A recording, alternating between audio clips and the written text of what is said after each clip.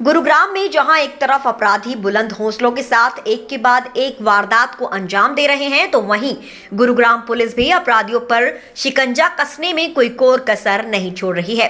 चोरी के मामले में कार्रवाई करते हुए साइबर ठगों को दबोचने में गुरुग्राम पुलिस को एक बड़ी सफलता हासिल हुई है, तो वहीं ठगी किए हुए पैसों की भी बरामदगी चोरों से की जा चुकी है।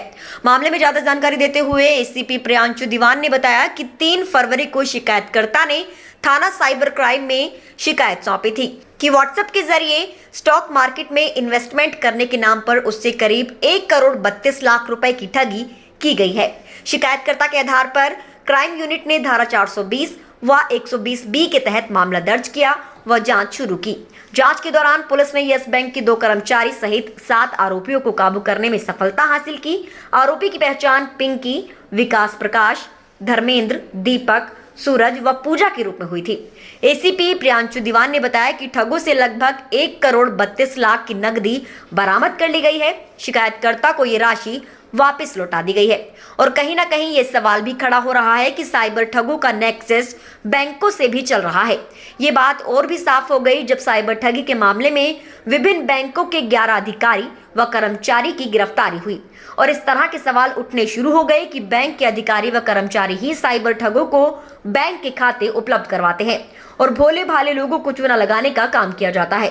तो वहीं शिकायतकर्ता ने अपने पैसे वापस पाने के बाद पुलिस का भी धन्यवाद किया और पुलिस ने भविष्य में पीड़ित को सतर्क व सावधान रहने की हिदायत भी दी। ये 3 फरवरी 2024 को एक वृद्ध व्यक्ति के द्वारा एक शिकायत साइबर ईस्ट पुलिस स्टेशन में दी गई थी कि व्हाट्सएप के माध्यम से स्टॉक फ्रॉड में उनसे साइबर फ्रॉडस्टर ने तकरीबन 1 करोड़ 32 लाख रुपए ठगे थे।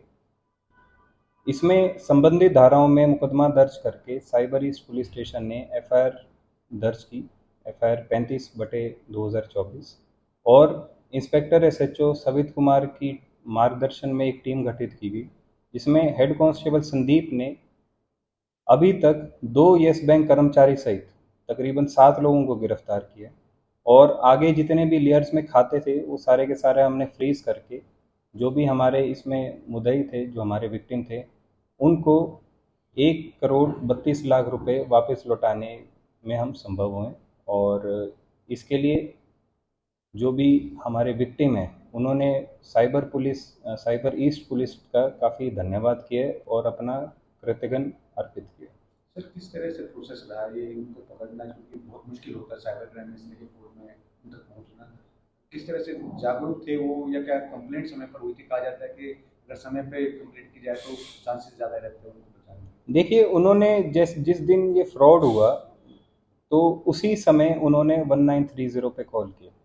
तो मेरी आमजन से यही अपील है कि अगर आप किसी कारणवश, किसी भूल चूकवश अगर किसी साइबर फ्रॉड का शिकार भी होते हैं तो हमारा national cyber crime helpline number है 1930, आई रिपीट 1930। उस पर अगर आप तुरंत कॉल करेंगे तो जितने भी साइबर फ्रॉडस्टर्स हैं उनके खाते आरबीआई फ्रीज कर देता है और उसके बाद जितने भी उस खाते में राशि होती है वो पुलिस जैसे ड्यू प्रोसेस ऑफ लॉ के तहत उनको वापस लौटा पाती है। तो इस केस में हम सफल हुए। साइबर ईस्ट पुलिस स्टेशन की टीम के जितने भी उनसे पैसे ठगी की गई थी वो सारे के सारे पैसे हमने उनके वापस दिलवा दिए। सर, ये जानना बहुत जरूरी है कि उनके साथ फ्रॉड कैसे हुआ था, ताकि आने वाले समय में कोई और लोग इसका शिकार ना हो। स्टॉक का किस तरह से उसको झांसा दिया गया?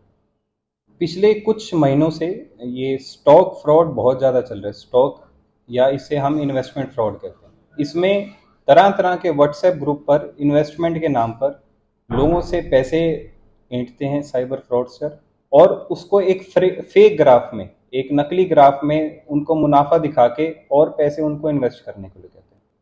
तो किसी भूल चूकवश ये जो हमारे विक्टिम हैं इन्होंने भी उसमें पैसे इन्वेस्ट किए और ऐसे हमारे पास और भी कई सारी कंप्लेंट्स हैं जिसमें साइबर फ्रॉडस्टर्स ये इन्वेस्टमेंट वाला फ्रॉड में काफ़ी ज़्यादा लोगों से ठगी कर रहे हैं।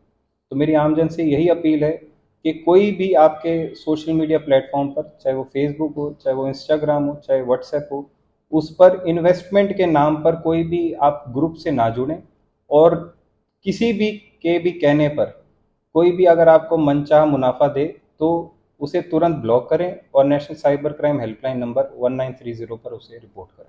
सर इस पूरे मामले में 2 बैंक कर्मचारी थे, क्या उनका रोल था और किस पोस्ट पर वो बैंक में काम करते देखिए, इस मामले में अभी तक येस बैंक के 2 बैंक कर्मचारी इन्वॉल्व हैं, जिन्होंने कमीशन के तौर पर ऐसे फर्जी खाते खुलवाकर आगे साइबर फ्रॉडस्टर को वो खाते मुहैया करवाए, जिसमें हमारे विक्टिम की जितनी भी जमा पूंजी थी वो गई।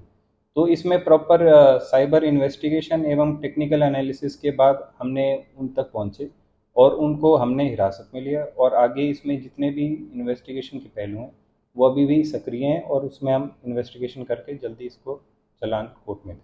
सर कितने समय से ये कर रहे हैं और अब तक कितने का फ्रॉड कर चुके हैं गिरोह जो 2 बैंक कर्मचारी इसके साथ गिरफ्तार किए हैं? इन 2 बैंक कर्मचारी अभी तक इनसे हमने ऐसे 10 से ज़्यादा खाते हैं जो इन्होंने फर्जी तौर पे खुलवाए हैं, तो उसकी डिटेल संबंधित बैंक ब्रांचेस को हमने मुहैया करवाई है, और उसके बाद से भारत में जितने भी जगह इन साइबर फ्रॉडस्टर ने ऐसा स्टॉक फ्रॉड किया है, उसके लिए हमने I4C से पत्राचार किया है, और बाकी जितने भी संबंधित पुलिसेस हैं उनको हमने ये सूचना भी अवगत करवाई है। गुरुग्राम से अनुज पांचाल की रिपोर्ट।